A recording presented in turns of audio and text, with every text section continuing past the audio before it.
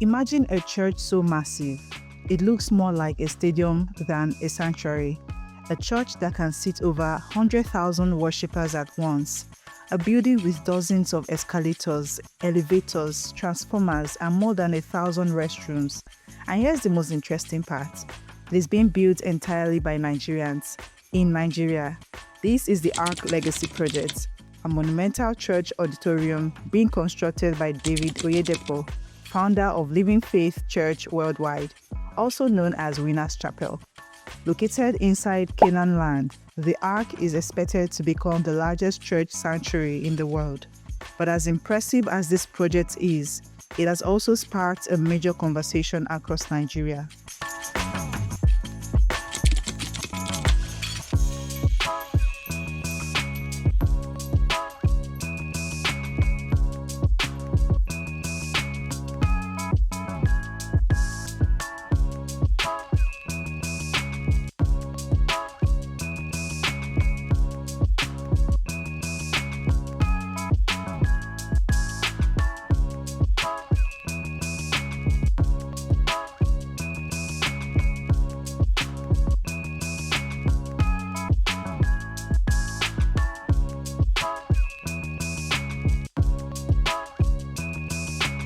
Some people see it as a symbol of faith and excellence.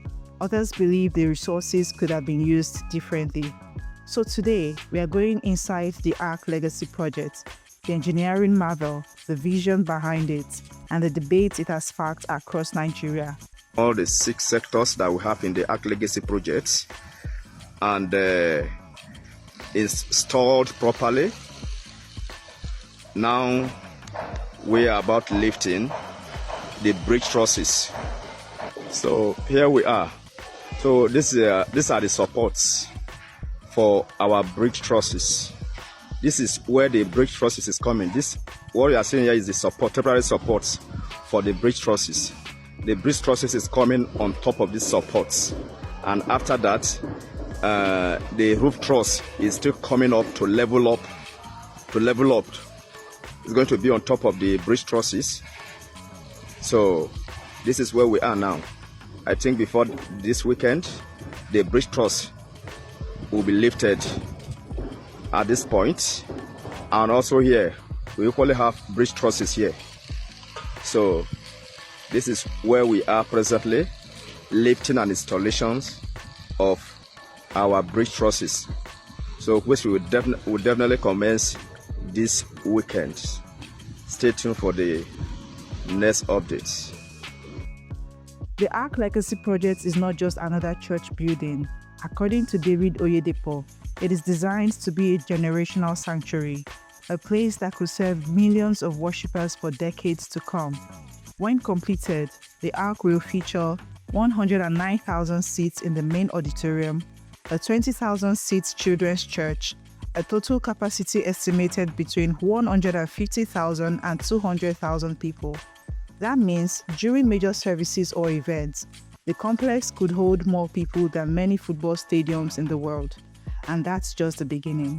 The Ark Legacy Project is already setting serious engineering milestones across Africa. The building is expected to feature a 318-meter roof span, one of the longest in the world, a 21-meter deep foundation, possibly the deepest for any church structure, one of the largest domes ever built for a worship center, and the infrastructure inside the building is just as mind-blowing. The complex will reportedly include 29 escalators, 29 elevators, 22 transformers to power the facility, over 1,200 restrooms, a fully air-conditioned environment. To put that into perspective, this is less like building a church and more like building a small city dedicated to worship. One of the most interesting parts of the Ark project is that the main contractor is an indigenous Nigerian firm in a country where many mega projects rely on foreign contractors. This project is proving that Nigerian engineers and builders can handle world-class construction. And during construction, thousands of jobs have been created, from engineers and architects to technicians and laborers. Supporters say this is proof that Nigeria can execute massive projects locally. Originally, the Ark was expected to be completed earlier, But David Oyedepo later explained that the church chose to delay the dedication. His reason: he said the team refused to sacrifice excellence for speed. The new dedication timeline is now projected for 2026. As videos of the Ark construction began circulating online, Nigerians quickly took to social media to share their opinions, and the reactions were mixed.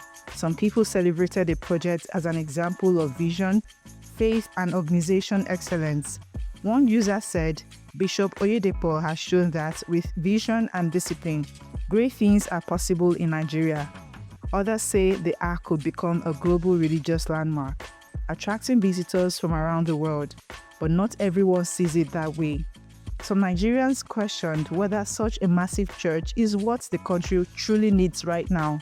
Critics argue that the same resources could have been used to build factories, hospitals, industries, or other job-creating infrastructure.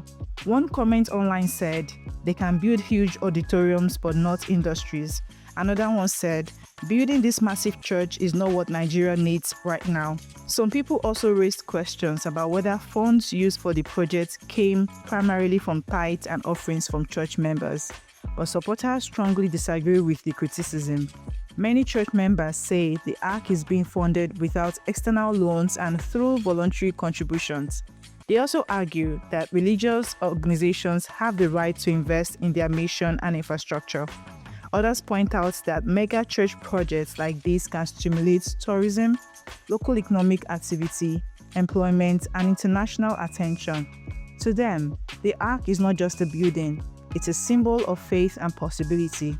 Whether you see it as a spiritual landmark or an unnecessary extravagance, one thing is certain: the Ark Legacy Project has already become one of the most talked about religious projects in Africa and the world. And when it is finally dedicated in 2026, it could redefine what the world thinks a church building can look like. So the big question is the Ark Legacy Project a symbol of faith, vision, and Nigerian excellence? Or is it a misplaced priority in a country facing serious economic challenges? Let me know what you think in the comments. Would you visit the Ark when it is completed? And do you think Nigeria needs more projects like this or fewer?